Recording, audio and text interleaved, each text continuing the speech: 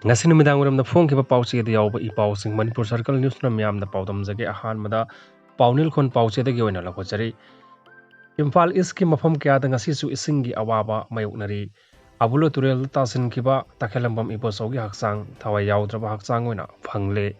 Imphal Turel gi launambal kaiduna pathorokpa ising amadi iril Turel dagi sensilakpa isingna ngasi su Imphal East ki nongmaibung Pung makhong seram lairakta leiba yumthong samagi marakta isingna khwanggi matakta thomjinduna leiri nongmaibung thamchet school da hangniba isawgi relief camp da mioi kya leirabasu mioi kya ngasisu masa masa gi yumdagi thokpa yadana leiri amrom da wangkhai angom leikai dagi hauraga kongba thong phawbada leiriba mafam kya dasu isingna thomjinduna myamna awaba kya mayoknari wangkhai kaithel asangbi yonglan leirak Laurembam Lairak Yauna, Mafam Asida Hana, Tumlamba Isingi, Sang the Gehena, Henkelaktuna, Sapagataba Mafam Singda, Hongduknari. Nongmaibung the Isingna, Tumjin Nuna Ladiba, Miam Gimating, Arambai Tengol Gitongan Tonganba, Unit Ki, Tengolo Isingna, Sangsinduna, Mating Pangba Tabaksing Satari, Yum the Gehendopa Yadana Lariba Singda, Analaying Gimating Pangbagalonana, Mafamadu Gimasagi, Nongmagi Matau Sataba Yadaba, Muising so, Arambai Tengolgi, Tengolo Isingna. Pongamati hina singba sajanaduna mathau toba chatpata sauna matiang pangli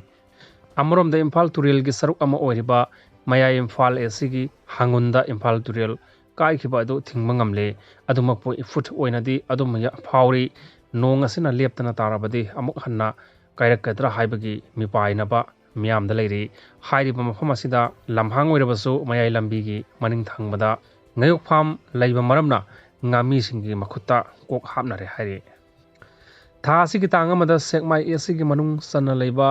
awulok Turel tasinkiba dagi thiba khangdana leirakhiba leren ka bi mamang likai dagi takhelambam ibo sau chahi yangkhai manga gi thawai yawdraba haksang arambai tengol lamsang unit amadi lekai myamna phangmangam khre laikhidraba ibo chobagi haksang adu mahakna tasinkiba abulok thong maya dagi meter sa marom chatlaga phangba ngamkhibani hairi panba yai mahakpo phangnaba ngarang dagi lamsang police ki personnel sing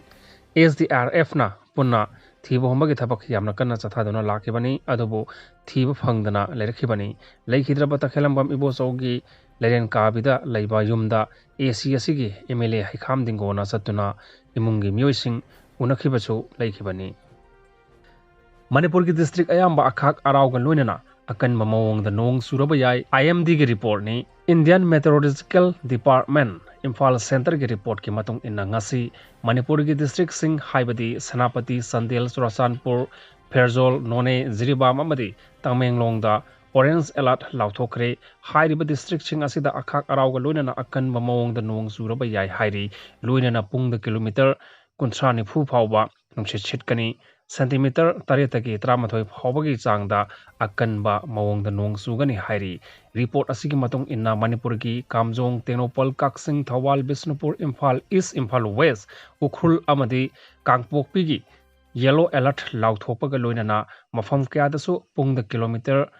kunthra nifu phawbada akanba nungsit sitkani hairi amaromda India Meteorological Department ki matung inna awang nongpok ki state sing haibadi Manipur Assam Meghalaya Tripura amadi Nagaland ki mafam kyada ngasi akanba mawongda nong sugani hairi